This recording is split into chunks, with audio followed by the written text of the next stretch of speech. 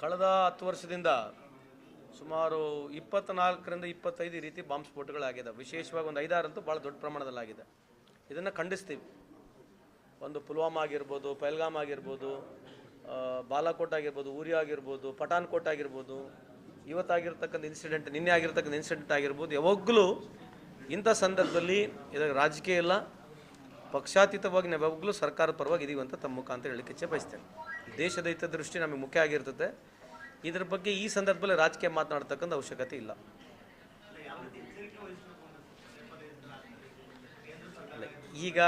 ಈಗ ಅದರ ಬಗ್ಗೆ ಮಾತಾಡೋದು ಸರಿ ಇಲ್ಲ. I think we should not speak ನಾವು.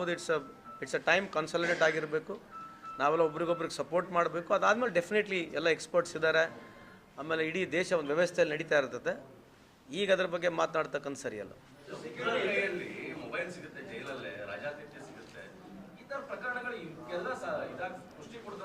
ಅಲ್ಲ, ಥ್ರೂಔಟ್ ದ ವರ್ಲ್ಡ್, ಇದು ನಮ್ಮ ದೇಶ ಅಂತಲ್ಲ, ಎಲ್ಲದರಲ್ಲಿ ಇದೊಂದು ಆರ್ಗನೈಸ್ಡ್ ಕ್ರೈಮ್ ಎಲ್ಲ ಕಡೆ ಇದ್ದೇ ಇದೆ. ಈ ಆರ್ಗನೈಸ್ಡ್ ಕ್ರೈಮ್ನ ಕಡಿವಾಣ ಹಾಕ್ಬೇಕಂತಂದ್ರೆ ಅಕಾರ್ಡಿಂಗ್ ಟು ಮೀ ಎಲ್ಲೋ ಒಂದು ಜಾಗದಲ್ಲಿ ಟ್ರಾನ್ಸ್ಪರೆನ್ಸಿ ಬರಬೇಕಂಬುದು ನಮ್ಮ ವಾದ. ಸೊ ಮೊನ್ನೆ ತಾನೇ ಇದ್ರ ಬಗ್ಗೆ ನಾನು ಸ್ಪಷ್ಟೀಕರಣ ಕೊಟ್ಟಿದ್ದೀನಿ. ನೀವು ಮೊನ್ನೆ ನಮ್ಮ ಜೈಲ್ ಇನ್ಸಿಡೆಂಟ್ ಬಗ್ಗೆ ಹೇಳ್ತಿದ್ರಲ್ಲ, ನಮ್ಮ ಜೈಲ್ ಇನ್ಸಿಡೆಂಟ್ ಅಲ್ಲ, ಇದು ಶೇಮ್ ಆನ್ ಎ ಸಿಸ್ಟಮ್. ಯಾವುದೇ ಸರ್ಕಾರಗಳಿರಲಿ, I don't agree to it.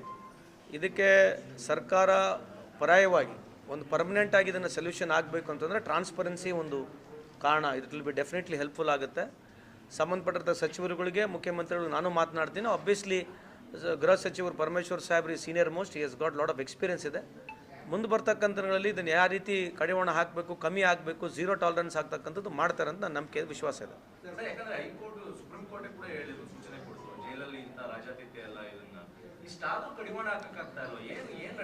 ಯಾಕಂದರೆ ಕಮಿಟ್ಮೆಂಟ್ ಇರ್ತಕ್ಕಂಥ ಅಧಿಕಾರಿಗಳು ಕಮ್ಮಿ ಆಗ್ತಾ ಇದ್ದಾರೆ ಅಂತ ಅನ್ಬೋದ.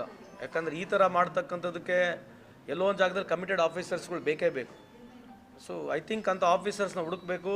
ಇಂಥ ಆಫೀಸರ್ಸ್ ಯಾರು ಅಂತ ಬೆಂಬಲ ಮಾಡ್ತಾರೆ ಅವರಿಗೆ ಕಡ್ಡಾಯವಾಗಿ ಕಾನೂನು ಪ್ರಕಾರ ಕ್ರಮ ತಗೋಬೇಕು.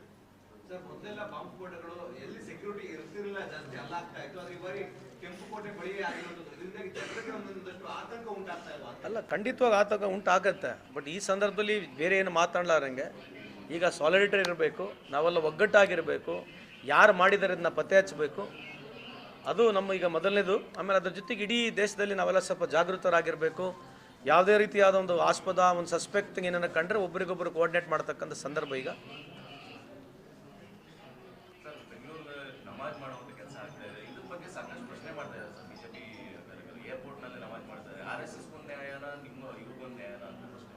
ನಮಾಜ್ ಎಲ್ಲಿ ಮಾಡಿದಾರಂತೆ? ಏರ್ಪೋರ್ಟ್ ಯಾರ ಜಾಗ? ಅದೇ ರೀ, ಅದೇ ಹೇಳ್ತೀವಿ. ಏರ್ಪೋರ್ಟ್ ಯಾರ ಹತ್ತದಲ್ಲಿದೆ? ಏರ್ಪೋರ್ಟ್ ಕಂಟ್ರೋಲ್ ಮಾಡೋರು ಯಾರು? ಹಾಂ, ಅವ್ರಿಗೆ ಕೇಳ್ಬೇಕು ನೀವು. ಜೋರಾಗಿ ಹೇಳಿ, ಯಾರು ಕಂಟ್ರೋಲ್ ಮಾಡೋದು? Central government. ಈಗ ಯಾಕಂತಂದರೆ ಈ ಥರ ಇನ್ಸಿಡೆಂಟ್ಗಳು ನೋಡೇ ಮಾತನಾಡ್ತಾರೆ ಅವರು. ಯಾರು BJP ಅವರಿಗೆ ಈ ಥರದೇ ಇನ್ಸಿಡೆಂಟ್ಗಳು ಬೇಕು. ಇದ್ರ ಮೇಲೆ ಒಂದು ದೊಡ್ಡದು ಈಗ ಪ್ರಶ್ನೆ ಎತ್ಬಿಡ್ತಾರೆ. ಈ ಪ್ರಶ್ನೆ ಸಾವಿರಾರು ಸಂಖ್ಯೆಯಲ್ಲಿ ನಡೀತಾನೆ ಇರ್ತದೆ, ಇದೇ ಪ್ರಶ್ನೆಗಳು. ಈಗ ಯಾರು ಫೇತ್ ಎಲ್ಲಿ ಏನು ಮಾಡ್ತಾರೆ ನಾವು ಯಾರು ಹೇಳೋದಿಲ್ಲ, ನೀವು ಯಾರು ಹೇಳೋದಿಲ್ಲ. ಅವರೆಲ್ಲ ಮಾಡಿದ್ದಾರೆ. ಮಾಡಿರ್ತಕ್ಕಂಥ ಜಾಗ ಯಾವುದು? ಮಾಡಿರ್ತಕ್ಕಂಥ ಜಾಗ ಯಾವುದು? ಮತ್ತು ಯಾರು ಪರ್ಮಿಷನ್ ಕೊಟ್ಟಾರೆ? ಪರ್ಮಿಷನ್ ಕೊಡ್ಲಾರಂಗೆ ಮಾಡಿದಾರಾ? ಪರ್ಮಿಷನ್ ಕೊಟ್ಟಿದ್ದಾರಾ? ಪರ್ಮಿಷನ್ ಕೊಡ್ಲಾರಂಗೆ ಮಾಡಿದ್ರೆ ಯಾರು ಅರ್ಥದಲ್ಲಿದೆ ಮಾಡಲಿ, ಅವ್ರು ಏನು ಇದು ಕ್ರಮ ತಗೊಳ್ಳಿ. ನಾವೇನು ಮಾಡ್ಬೇಕು ಅದಕ್ಕೆ? ಸಾಕಷ್ಟು ಉದಾಹರಣೆಗಳು ಕೊಡ್ತಾ ಇದ್ದಾರೆ ಸರ್. ಮದ್ರಾಸದಲ್ಲಿ ಇದು ಮಸೀದಿಲಿ ಅಲ್ಲಿ ಮದ್ರಾಸ ನಡೀತಾ ಇದೆ, ಅಕ್ರಮ ನಡೀತಾ ಇದೆ. ಇದಕ್ಕೆಲ್ಲ ಯಾರು ಅನುಮತಿ ಕೊಟ್ಟಿದ್ದಾರೆ ಅಂತ ಈ ತರ ಸಾಕಷ್ಟು ಪ್ರಶ್ನೆಗಳು. ಅಕ್ರಮವಾಗಿ ಅಲ್ಲ, ಅದು ಇರ್ಬೋದು, ನನಗೆ ಗೊತ್ತಿಲ್ಲ. ಅದು ನಾನು ಅದ್ರ ಬಗ್ಗೆ ಗೊತ್ತಿಲ್ಲ. ಅಂಥದ್ದು ಕಾನೂನಾತ್ಮಕ ಅಕ್ರಮವಾಗಿದ್ದರೆ ಬಂದು ಕೊಡಕ್ಕೆ ಹೇಳಿ, ಕಂಪ್ಲೇಂಟ್ ಕೊಡಕ್ಕೆ ಹೇಳಿ. ಅಲ್ಲ, ಅದೇ ರೀ, ಕಂಪ್ಲೇಂಟ್ ಕೊಟ್ಟಿದ್ರೆ ಪ್ರೊಸೀಜರ್ ಇದೆ ಅಲ್ರಿ. ಕಂಪ್ಲೇಂಟ್ ಕೊಟ್ಮೇಲೆ ಏನಾಗಬೇಕು? ಸರಿ ಇದೆಯೋ ತಪ್ಪಿದೆ, ಪ್ರೊಸೀಜರ್ ಇದೆ ತಾನೆ. ಅವ್ರು ಹೇಳಿದ್ದು ಸರಿ ಇದೆಯೋ ಅನ್ನೋಲ್ಲ ಗೊತ್ತಿಲ್ಲ. ಯಾಕಂದರೆ ಅಲಿಗೇಷನ್ ಮಾಡೋದು ತುಂಬ ಈಸಿ ಇರ್ಬೋದು ಕೆಲವು ಸಂದರ್ಭದಲ್ಲಿ, ಕೆಲವು ಟೈಮ್ ಸತ್ಯನೂ ಇರ್ಬೋದು. ಕಂಡಿಡ್ಬೇಕಲ್ವಾ? ಕಂಡಿಡ್ಬೇಕು ತಾನೆ. ಅಲ್ಲ, ಆಬ್ವಿಯಸ್ಲಿ ರೀ, ಇನ್ವೆಸ್ಟಿಗೇಷನ್ ಓವರ್ ನೈಟ್ ಅಂತೂ ಆಗೋದಿಲ್ಲಲ್ಲ. ಅಂದರೆ ಏನು ಮಾಡಬೇಕು? ಕೊಟ್ಟಿರೋದು ಸರಿ ಇದ್ದರೆ, ಎಲ್ಲ ಎವಿಡೆನ್ಸ್ ಇದ್ದರೆ ಈಸಿ ಹಿಡಿಬೋದು. ಇವ್ರ ಹತ್ರ ಎವಿಡೆನ್ಸ್ ಇದ್ದು ಕೊಟ್ಬಿಟ್ಟಿದ್ರೆ ಜಲ್ದಿ ಹಿಡಿಬೋದು. ಎವಿಡೆನ್ಸ್ ಇಲ್ಲ ಹಂಗೆ ಹಿಡಿದ್ರೆ ಮತ್ತೆ ಟೈಮ್ ತೊಗೊಳ್ತದೆ. ಇವ್ರ ಹತ್ರ ಎವಿಡೆನ್ಸ್ ಇದ್ದು ಇಲ್ಲಿ ಲೇಟ್ ಆಗ್ತಿದ್ರೆ ಪೊಲೀಸರು ಸೀದಾ ಕೋರ್ಟಿಗೆ ಕೂಡ ಹೋಗ್ಬೋದು, ಎವಿಡೆನ್ಸ್ ಕೊಡ್ಬೋದು ಕೋರ್ಟಿಗೆ. ನೀವು ಕೂಡ ಕೇಳಬೇಕಲ್ಲ, ಎಷ್ಟು ಎವಿಡೆನ್ಸ್ ಇದೆ ಅಂತ ನಾವು ಕೇಳಬೇಕಾಗತ್ತಲ್ಲ. ಯಾರು ಪಬ್ಲಿಕ್ ಡೊಮೈನಲ್ಲಿ ಬಂದಿದ್ರ ಬಗ್ಗೆ ಹೇಳ್ತಾ ಇದ್ದಾರೆ ಗೌರವಿಸೋಣ. I am not trying to say it could be wrong. If they got any strong evidence why would it will take so much time ಅಂತ ನನಗೆ ಅರ್ಥ ಆಗ್ತಿಲ್ಲ. ಅದು ಬಿಟ್ಟರೆ ಬೇರೆನಿದೆ 11 ವರ್ಷದಲ್ಲಿ? ಅದು ಬಿಟ್ಟರೆ ಬೇರೆನಿದೆಯಾ?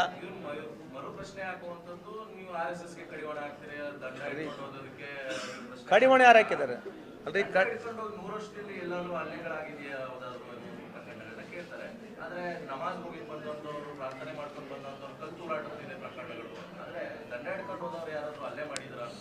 ಈಗ ಸುಮ್ಮನೆ ಈ ಥರ ಕೇಳ್ತಾರೆ, ಅವ್ರು ಒಳ್ಳೇದಿರಲಿ. ಲಾಸ್ಟ್ ಒಂದು ವರ್ಷದಲ್ಲಿ ಈ ISIS ಈ ಪಾಕಿಸ್ತಾನಿಗೆ ಏಜೆಂಟ್ಗಳಾಗಿ ಕೆಲಸ ಮಾಡಿರ್ತಕ್ಕಂಥದ್ದು ಯಾರಿದ್ದಾರೆ ನಿಮ್ಮ ಮಾಹಿತಿ ಇದೆಯಾ?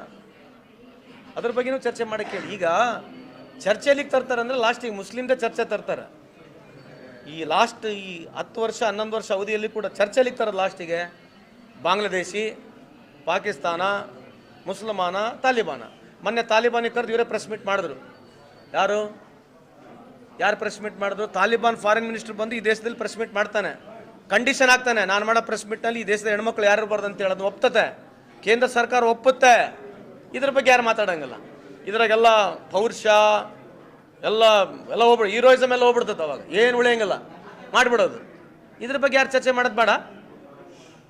ತಾಲಿಬಾನ್ ಫಾರಿನ್ ಮಿನಿಸ್ಟರ್ ಬಂದು ಈ ದೇಶದಲ್ಲಿ ಪ್ರೆಸ್ ಮೀಟ್ ಮಾಡ್ತಾನೆ, ಈ ದೇಶದ ಹೆಣ್ಮಕ್ಳು ಯಾರು ಇರಬಾರ್ದು ಅಂತ ಹೇಳ್ತಾನೆ, ನಾಚಿಕೆಲ್ಲಾರು ಒಪ್ಕೊಳಂಗಿಲ್ಲ ಈ ದೇಶ. ಅವಾಗ ಎಲ್ಲ ಹೆಸರುಗಳಿದಾವಲ್ಲ, ಸರಸ್ವತಿ, ಗಂಗಾ, ಜಮುನಾ, ದುರ್ಗೆ, ಎಲ್ಲ ದೇವ್ರಗಳ ಹೆಸರು ಮೇಲೆ ನಾವು ತಾನು ಇಟ್ಕೊಂಡಿರೋದು. ಅವಾಗೆಲ್ಲೋಯ್ತು ನಿಮ್ಮ ಪೌರುಷತ? ಅವಾಗೆಲ್ಲೋಯ್ತು ಹಿಂದುತ್ವ? ಅವಾಗೆಲ್ಲೋಯ್ತು ಈ ದೇಶದ ರಕ್ಷಣೆ ಗಿಕ್ಷಣೆ? ಸಿಂಧೂರ್ ಗಿಂದೂರ್ ಎಲ್ಲ ಗಾಳಿಗೆ ತೂರ್ಬಿಟ್ರೆ ಅವಾಗ ನೀವು ಸಿಂಧೂರ್ ಅಂತ ಹೊಡ್ಕೊಂತಿದ್ರಲ್ಲ, ಎಲ್ಲೋಯ್ತು ಅವಾಗ ಸಿಂಧೂರು? ನಿಮ್ಮ ಅಕ್ಕ ತಂಗಿಯರು ಬಂದು ಕುಂದ್ರಬಾರ್ದು ನಾನು ಪ್ರೆಸ್ ಮೀಟಿಂಗ್ ಅಂತ ಹೇಳೋ ಬಂದು ತಾಲಿಬಾನ್ ಫಾರಿನ್ ಮಿನಿಸ್ಟರ್ ಬಂದು ಇಲ್ಲಿ ಹೇಳ್ತಾನೆ, ನೀವು ಅದನ್ನ ಒಪ್ತೀರಿ? ಅವಾಗ ನಾಚಿಕೆ ಮಾನ ಮರ್ಯಾದೇನಿಲ್ಲ ನಿಮಗೆ? ಅವಾಗೆಲ್ಲೋಗಿತ್ತಂತ ನಿಮಗೆ? ಕೇಳಿ ಅವ್ರಿಗೆ ಹೋಗಿ. ಏನೋ ಸೆಲೆಕ್ಟಿವ್ ತೊಗೊಂಡು ಮಾತಾಡೋದು ಬಿಟ್ಟರೆ ಬೇರೆ ನಿದೆ 11 ವರ್ಷದಲ್ಲಿ? ಯಾವುದನ್ನ ಯೂನಿವರ್ಸಿಟಿ ಇವತ್ತು ನಾವು 100 ಯೂನಿವರ್ಸಿಟಿಲಿ, ಬೇರೆ ಪ್ರಪಂಚದಲ್ಲಿ 100 ಯೂನಿವರ್ಸಿಟಿಲಿ ಯಾರು ಒಂದು ಯೂನಿವರ್ಸಿಟಿ ಕ್ವಾಲಿಫೈ ಆಗಿದೆಯಾ? ಎಷ್ಟು ಟೆಕ್ನಿಕಲ್ ಇನ್ಸ್ಟಿಟ್ಯೂಷನ್ಸ್ಗಳು ತೆಗೆದಿದ್ದಾರೆ 10 ವರ್ಷದಾಗ? ಎಲ್ಲ ಇದೆಯಾ? ಕಳೆದ 10 ವರ್ಷದಲ್ಲಿ ಎಜುಕೇಷನ್ಗೆ ಎಷ್ಟು ಖರ್ಚು ಮಾಡಿದ್ದಾರೆ ಅಂತೆಲ್ಲ ಚರ್ಚೆ ಇದೆಯಾ? ಎಜುಕೇಷನ್ಗೆ ಕಳೆದ 10 ವರ್ಷದಲ್ಲಿ ನರೇಂದ್ರ ಮೋದಿ ಸಾಹೇಬ್ರ ಸರ್ಕಾರದಲ್ಲಿ ಎಷ್ಟು ಖರ್ಚಾಗಿದೆ ಅಂತೆಲ್ಲ ಚರ್ಚೆ ಮಾಡ್ತಾರಾ? ಎಷ್ಟು ರಿಸರ್ಚು ಡೆವಲಪ್ಮೆಂಟು R&Dಗೆ ದುಡ್ಡು ಖರ್ಚು ಮಾಡಿದೆ ಅಂತೆಲ್ಲ ಮಾತಾಡ್ತಾರೆ, ಚರ್ಚೆ ಮಾಡ್ತಾರಾ? ಸಗಣಿ, ಉಚ್ಚೆ, ಗೋಮೂತ್ರ ಇದ್ರ ಬಗ್ಗೆ ಚರ್ಚೆ ಮಾಡ್ತಾರೆ. ಆಮೇಲೆ ಇವ್ರ ಮಕ್ಕಳು ಸಗಣಿನೂ ಕುಡಿಯಂಗಿಲ್ಲ, ಸಗಣಿನೂ ತಿನ್ನಂಗಿಲ್ಲ. ತಿನ್ಬೇಕು ಯಾರು? ಇವ್ರು ಯಾರು ಸಗಣಿ ಮುಟ್ಟಂಗಿಲ್ಲ. ಇವ್ರ ಮನೆಗಳೆಲ್ಲ AC, POP, ಒಳಗೆ ಇಟಾಲಿಯನ್ ಟೈಲ್ಸು, ಇಟಾಲಿಯನ್ ಮಾರ್ಬಲ್ಗಳು. ಯಾರ ಮನೆ ಮತ್ತೆ ಸಗಣಿ ಇರಬೇಕು? ಉಚ್ಚಿ ಕುಡಿಯೋರು ಯಾರು? ಬಡವ್ರಾ? ಪಾಠಗಳು ಜಗ್ಗಿ ಹೇಳ್ಕೊಡ್ತಾರೆ. ಇವ್ರ ಮನೆ ಮತ್ತೆ ಬೆಳಗ್ಗೆ ಉಪ್ಪಿಟ್ಟು ಬೇಡ, ಸಗಣಿನೇ ಇರ್ಬೇಕಲ್ಲ. ಸಗಣಿ ಗೋಮೂತ್ರ ಮತ್ತೆಲ್ಲರೂ ಬಂದಾಗ ಬೀಗರಿಗೆ ಉಚ್ಚಿನೇ ಕುಡಿಸ್ಬಿಡ್ಬೇಕು. ಟೀ ಕಾಫಿ ಯಾಕೆ ಕುಡಿಸ್ತೀರಿ? ಸುಮ್ಮನೆ ಮಾತಾಡಕ್ಕೆ 100 ಮಾತಾಡಕ್ಕೆ ಏನೈತ್ರಿ? ಈ ದೇಶ ಸಂವಿಧಾನದ ಮೇಲೆ ನಡೀತದೆ, ಯಾವ ಐಡಿಯಾಲಜಿ ಮೇಲೆ ನಡೆಯಂಗಿಲ್ಲ. ಪದೇ ಐಡಿಯಾಲಜಿ ಬಗ್ಗೆ ಮಾತಾಡಿದಾಗ ಅರ್ಥ ಇಲ್ಲ. ಈ ದೇಶದಲ್ಲಿ ಹಿಂದೂ, ಮುಸ್ಲಿಂ, ಸಿಖ್, ಇಸಾಯಿ ಎಲ್ಲರೂ ಇದ್ದಾರೆ. ಈ ದೇಶದ ಕಾನೂನು ಇದೆ, ವ್ಯವಸ್ಥೆ ಇದೆ, ಸಂವಿಧಾನದಲ್ಲಿ ಎಲ್ಲರಿಗೂ ಅವಕಾಶ ಇದೆ. ಆಗಲೆಲ್ಲ ಮುಸ್ಲಿಂ ವಿರುದ್ಧ ಮಾತಾಡಿ ಏನು ಸಿಗೋದೈತಿ ಇವರಿಗೆ? ಮತ್ತೆ ನಮ್ಮ ಹೆಣ್ಮಕ್ಳೆಲ್ಲ ಶೋಷಿತಗೂ ಇಷ್ಟು ವರ್ಷ ಹೊರಗಾಗಿದ್ರಲ್ಲ, ನಿಮ್ಗೆ ಹಿಂದೂಗಳ ಬಗ್ಗೆ ಭಾಳ ಪ್ರೀತಿ ಇದ್ರೆ 100 ಸಲ ಹೇಳ್ತೀವಿ ನಾವು. ಬಡ ಹಿಂದೂಗಳಿಗೆ ಬಂದು ಮದುವೆ ಆಗಿರಲ್ಲ, ಮತ್ತೆ ಕೊಡ ತೊಗೊಳೋದು ವ್ಯವಹಾರ ಮಾಡ್ರಿ. ಯಾಕೆ ಮಾಡಬಾರ್ದು? ನೀವು SC ಕಾಲನಿಗಳಿಗೆ ಬಂದು ಹೋಮ ಮಾಡ್ರಿ, OBC ಕಾಲನಿಗಳಿಗೆ ಸಣ್ಣ ಬಡವರೆಲ್ಲರ ಬಂದು ಹೋಮ ಮಾಡ್ರಿ. ಯಾರು ಬೇಡ ಅಂತಾರೆ? ಅವ್ರಿಗೆ ಕರ್ಕೊಂಬಂದು ಮನೆ ಕುಂದಿರ್ಸ್ಕೊಳ್ರಿ. ಇಂಥವೆಲ್ಲ ಬೇಡ. ಯಾವಾಗ ಹಿಂದೂ ಅಂತಕ್ಕಂಥದ್ದು ಪ್ರಶ್ನೆ ಅವ್ರಿಗೆ ಬಂದಿರೋದು ಬರೀ ಓಟ್ ವಿಷಯಕ್ಕಾಗಿ ಮಾತ್ರ ಅಷ್ಟೇ. ಆಯಿತು, ನೀವು 10 ವರ್ಷದಲ್ಲಿ ಯಾವ ಹಿಂದೂಗಳಿಗೆ ಉದ್ಧಾರ ಮಾಡಿದ್ರಿ ಹೇಳ್ರಿ ನೋಡೋಣ. ಈ ದೇಶದಲ್ಲಿ 25 ಲಕ್ಷ ಹಿಂದೂಗಳು ಪಾಸ್ಪೋರ್ಟ್ ಬಿಟ್ಟು ಹೋಗಿದ್ದಾರೆ. ಇದ್ರ ಬಗ್ಗೆ ಮಾತಾಡ್ತೀರಾ ಏನ್ರಿ?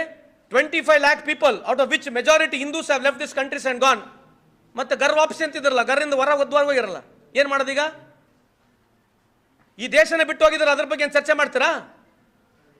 ಬರೀ ಇವೆ ಇದು ಮಾತಾಡಿದ್ರೆ ಅನುಕೂಲ, ನೀವು ನಮಗೆ ಬಂದು ಕೇಳ್ತೀರಿ, ಬರೀ ಇದನ್ನೇ ಮಾತಾಡಬೇಕು. There is no anything about progress and program. It's all about controversies and speaking pick and choose something which can create a confusions. ಅಷ್ಟ್ಬಿಟ್ರೆ ಇನ್ನೇನಿದೆ?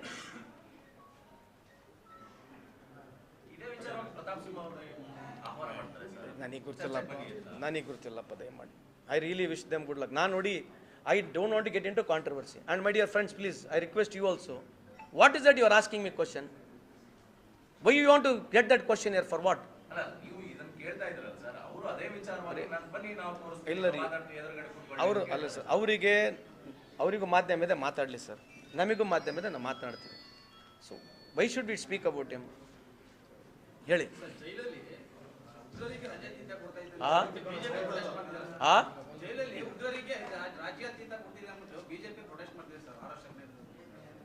ಅಲ್ಲ, ಅಶೋಕ್ ಅಣ್ಣವರು ಮಾಡೋದು ಸರಿ ಇದೆ, ಮತ್ತು ಈಗ ಉಗ್ರರು ಒಳಗೆ ಬಂದು ಬಾಂಬ್ ಬ್ಲಾಸ್ಟ್ ಮಾಡ್ರಲ್ಲ, ಅದ್ರ ಬಗ್ಗೆ ಏನಂತ ಸುಮ್ಮನೆ ಏನು ಮಾತಾಡಿದ್ರಿ? ಯಾರ್ರಿ, ಯಾವ ಸರ್ಕಾರಗಳು ಎದಕ್ರಿ ಮಾಡ್ತತೆ? ಎನಿ ಗೋರ್ಮೆಂಟ್ ಅಂದರೆ ಸಿದ್ದರಾಮಯ್ಯ ಗೋರ್ಮೆಂಟು, ಸಿದ್ದರಾಮಯ್ಯವ್ರು ಹೋಗಿ ಅಲ್ಲಿ ಪ್ರೋತ್ಸಾಹ ಕೊಡ್ಬೋದಾ? ಪರಮೇಶ್ವರ್ ಸಾಹೇಬ್ರು ಹೋಗಿ ಪ್ರೋತ್ಸಾಹ ಕೊಡ್ಬೋದಾ? ಏನು ಆಯ್ತು ಪ್ರೋತ್ಸಾಹ ಕೊಟ್ರೆ ನಮಗೇನಾಗ್ತದೆ, ನಮಗೆ ಏನು ಅನುಕೂಲ ಐತೆ ಅಂತ ಕೇಳ್ಬೇಕಲ್ಲ. ಆಯ್ತು ಸರ್, ಪ್ರೋತ್ಸಾಹ ಕೊಟ್ರೆ ಏನು ಅನುಕೂಲ ಆಗುತ್ತೆ ಅಂತ ಕೇಳ್ಬೇಕು. ಏನು ಅನುಕೂಲ ಆಗುತ್ತಂತೆ ಅದ್ರ ಬಗ್ಗೆ ಏನು ಮಾಹಿತಿ ಇದೆಯಾ? ನಾವು ಪ್ರೋತ್ಸಾಹ ಕೊಟ್ಟಿದ್ದೀವಿ, ನಾವು ವಿಟ್ನೆಸ್ ಇದೆಯಾ? On what basis is telling? ಮತ್ತು ಈಗ ಇಲ್ಲಿ ಬಾಂಬ್ ಬ್ಲಾಸ್ಟ್ ಆಯ್ತಲ್ಲ, ಇದಕ್ಕೆ ಯಾರನ್ನ ಪ್ರೋತ್ಸಾಹ ಅವ್ರು ಕೊಟ್ರಂತ, ಅಶೋಕಣ್ಣವ್ರು ಕೊಟ್ರಂತ ಪ್ರೋತ್ಸಾಹ? ಈಗ ಹಂಗೆಲ್ಲ ಮಾತಾಡಬಾರ್ದ್ರಿ. Blaming such things as no base. ಈ ಥರದ್ದು ಎಲ್ಲ ಒಂದು ಜಾಗದಲ್ಲಿ ಈ ಥರ ಸ್ಟಾಪ್ ಮಾಡಬೇಕು. ವಿ ಶುಡ್ ಗೋ ಟು ಏನೋ some sort of an futuristic ಆಗಿ ಯಂಗರ್ ಜನ್ರೇಷನ್ಗೆ ಏನೋ ಹೊಸ್ದಾಗಿ ಏನೋ ಹೇಳ್ತಕ್ಕಂಥ ರಾಜಕೀಯ ಆಗಬೇಕು. ಸುಮ್ಮನೆ ಏನೋ ಮೀಡಿಯಾ ಐತಿ ಹೇಳ್ಬಿಡದ? ಮತ್ತು ಈಗ ಪ್ರಧಾನಮಂತ್ರಿ ಕೊಡಬಾರ್ದು ರಾಜೀನಾಮೆ? ಈಗ ಪ್ರಧಾನಮಂತ್ರಿ ಬೇಡ ಕೊಡೋದು, ಬಾಂಬ್ ಬ್ಲಾಸ್ಟಲ್ಲಿ ರೆಡ್ ಫೋರ್ಟ್ ಆಗೈತೆ. ಮೊನ್ನೆ ಪೆಲ್ಗಾಮ್ ಆಯಿತು, ಪೆಲ್ಗಾಮ್ನ ಕೂಡ ಏನು ಪುಸ್ತಂದಿಲ್ಲ, ಟುಸ್ತಂದಿಲ್ಲ. ಪೆಲ್ಗಾಮ್ ಮುಗೀತು, ಪುಲ್ವಾಮಾ ಮುಗೀತು, ರೆಡ್ ಫೋರ್ಟ್ ಮುಗೀತು.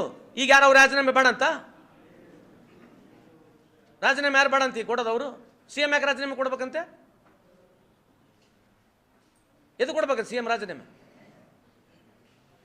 ಏನು ಮಾತಾಡ್ತಾರ್ರಿ?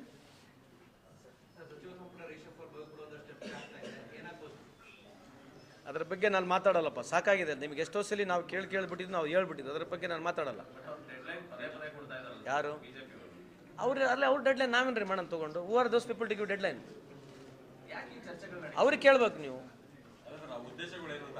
ಅವ್ರಿಗೆ ಭಯ ಇದೆ, ನೆಕ್ಸ್ಟ್ ಪ್ರಧಾನಮಂತ್ರಿ ಗಡ್ಕರಿ ಆಗ್ಬಿಡ್ತಾರಂತ ಅವ್ರಿಗೆ ಭಯ ಇದೆ. ಪ್ರಧಾನಮಂತ್ರಿ ಗಡ್ಕರಿ ಆಗ್ಬಿಡ್ತಾರೆ ಅಂತ ಭಯ ಇದೆ. ಯಾಕಂದ್ರೆ ಇವ್ರು ಅಗ್ಲಾರ ಬರೀ ಮೋದಿ ಫೋಟೋನ ಹಾಕ್ಯಾರ ಇಷ್ಟು ವರ್ಷ. ನೋಡ್ರಿ, ಅವಾಗೆಲ್ಲ ವಾಜಪೇಯಿ ಬಗ್ಗೆ ಭಾಳ ಗೌರವ ಇತ್ತು, ಅಡ್ವಾಣಿ ಪಿತಾಮ ಭೀಷ್ಮ ಅಂತಿದ್ರು, ಅವರೆಲ್ಲ ಬಿಟ್ಬಿಟ್ರು. BJP ಅವ್ರು ಏನಂದ್ರೆ ಯಾರು ಪಿಕ್ಚರ್ ನಡೀತದೆ ನೋಡ್ತಾರೆ, ಯಾರು ಪಿಕ್ಚರ್ ನಡೀತದೆ ಅವ್ರ ಪಿಕ್ಚರ್ನೇ ಫೋಟೋ ಅವ್ರದ್ದು ಅಲ್ಲೆಲ್ಲ ಹೋಗ್ಬಿಟ್ಟು. ಅವಾಗ ಪಿತಾಮ ಭೀಷ್ಮು, ಅವಾಗೆಲ್ಲ ಅಣ್ಣ ತಮ್ಮರು ಅವರೆಲ್ಲ ಏನು ಯಾರ್ದು ಪಿಕ್ಚರ್ ನಡೀತದೆ ಅವ್ರದ್ದು ನಡೀತದೆ. ಈಗ ಭಯ ಇದೆ ಅವರಿಗೆ, ಮೋದಿ ಸಾಹೇಬ್ರದ್ದು ಪಿಕ್ಚರ್ ಮುಗಿಯಕ್ಕೆ ಬಂದ್ಬಿಟ್ಟಿದೆ, ಅದಕ್ಕಾಗಿ ಭಯ ಇದೆ. ಅದಕ್ಕೆ ಗಡ್ಕರಿ ಆಗ್ಬಿಟ್ರೆ ಹೆಂಗಂತ ಅವ್ರ ಫೋಟೋ ಇಲ್ಲ ಹಾಕಿಲ್ಲ. ಅವ್ರು ಯಾರ್ದು ಫೋಟೋ ಹಾಕಲ್ಲ, ಮೋದಿ ಸಾಹೇಬ್ರದ್ದು ಬಿಟ್ಟರೆ ಯಾರು ಫೋಟೋ ಹಾಕಲ್ಲ. ಇತಿಹಾಸ ವರ್ಷದಿಂದ ಯಾರು ಪಾರ್ಟಿ ಕಟ್ಟಾರಲ್ಲ ಹೋಗ್ಬಿಟ್ರು. ಈಗ ಬಂದ್ಲಿ ಒಂದು ಫೋಟೋ. ಆಮೇಲೆ 33 ಕೋಟಿ ದೇವ್ರದಾರ, ಯಾವೆಲ್ಲ ಒಂದೇ ದೇವ್ರು ನಮ್ಮ ದೇಶದಾಗ ಇರೋದು ಈಗ ಸದ್ಯಕ್ಕೆ. ನಿಮಗೆ ಗೊತ್ತಲ್ಲ, ನೀವು ಯಾರನ್ನ ದೇವ್ರು ಅನ್ಕೊಂತೀರ, ಅವ್ರು ನಿಮ್ಮ ದೇವರು. BJP ಅವ್ರು ಮೋದಿನೇ ಅನ್ಕೊಳೋದು. ಯಾಕಂದ್ರೆ ರಾಮನ್ಕಿನ್ನ ದೊಡ್ಡ ಫೋಟೋ ಹಾಕ್ಬಿಟ್ರಲ್ಲ, ಜನ ಒಪ್ಕೊಂಡ್ರಲ್ಲ, ನೀವು ಒಪ್ಕೊಂಡ್ರಲ್ಲ, ನಾವು ಒಪ್ಕೊಂಡ್ಬಿಟ್ಟಿವಲ್ಲ, ಹಂಗೈತೆ. ರಾಮ 3 ಅಡಿ, ಮೋದಿ ಸಾಹೇಬ್ರು 6 ಅಡಿ. ರಾಮ ದೇವರು 3 ಅಡಿ, ಮೋದಿ 6 ಅಡಿ ತೋರಿಸ್ಬಿಟ್ರಲ್ಲ ಈ ದೇಶದಲ್ಲಿ. ನೀವೇ ಟಿವಿಯಾಗೆಲ್ಲ ತೋರಿಸಿರಲ್ರಿ, ಎಲ್ಲ ಕಡೆ ನೋಡಿ ನಾವು ಕೂಡ. ಮತ್ತು ಯಾರು ದೊಡ್ಡವರು ಈ ದೇಶದಲ್ಲಿ? ರಾಮ ದೇವ್ರಿಗಿನ ಮೋದಿ ಸಾಹೇಬ್ರೇ ದೊಡ್ಡವರು ಅಂತ ತೋರಿಸ್ಬಿಟ್ರು. ಇಂಥವು ನೀವು ಯಾರು BJP ಕೇಳಂಗಿಲ್ಲ. ಪ್ರಶ್ನೆ ಕೇಳ್ರಿ ಫಸ್ಟ್ ಹೋಗಿ. ಆಯ್ತು ರೀ, ನಮಾಜ್ ಕೇಳೋಣಂತೆ ನೀವು ಹೇಳ್ರಿ. ರಾಮಂದು ಫೋಟೋಕಿನ ಬ್ಯಾನರ್ಗಳಲ್ಲಿ ಆಮೇಲೆ ರಾಮನ್ನ ಕೈ ಹಿಡ್ಕೊಂಡು ಮೋದಿ ಸಾಹೇಬ್ರು ಕರ್ಕೊಂಡು ಹೋಗ್ತಿದ್ದಾರೆ. ದಾರಿ ಗುರುತಿಲ್ಲ ರಾಮಗೆ, ಇವರು ಬಳ್ಳಿಡ್ಕೊಂಡು ಮೋದಿ ಸಾಹೇಬ್ರು ಕರ್ಕೊಂಡು ಹೋಗ್ತಿದ್ದಾರೆ ರಾಮಗೆ. ಇದು ಒಪ್ಪೋದಾ ನೀವು? ನಡೀತದೆ ಪಿಕ್ಚರ್ ನಡೀತೈತಲ್ರಿ, ನಡೀತಾ ಇದೆ. ಪಿಕ್ಚರ್ ನಡೆಯವರಿ ನಡೆಸೋದು. ಅದಾದ್ಮೇಲೆ ನೋಡ್ರಿ, ಇನ್ನು 5 ವರ್ಷ ಆದ್ಮೇಲೆ ಇವೇ ಟರ್ನ್ಗಳು ಹೆಂಗಿರ್ತವೆ ಎಲ್ಲ ಇದಾವೆ. ಯಾರು ಏನೇನು ಮಾತಾಡಿದ್ರಿ ದೇಶದಲ್ಲೆಲ್ಲ ರೆಕಾರ್ಡ್ನಾಗ ಇರ್ತದೆ, ಮುಂದೆ ಚೆಕ್ ಮಾಡಿ ನೋಡೋಣ ಅಂತ. ಏನಪ್ಪ ಅದನ್ನೇ ಕೇಳ್ತೀರಿ? ಏನು ಗೊತ್ತಿಲ್ಲ. ಅದೇ ರೀ, ಕ್ರಾಂತಿ ಅಂತಕ್ಕಂಥದ್ದು ಮೋದಿ ಅವರು ಚೇಂಜ್ ಆಗ್ತಾರೆ ಬಿಹಾರ್ ಎಲೆಕ್ಷನ್ ಆದ್ಮೇಲೆ, ಅದೇ ಕ್ರಾಂತಿ.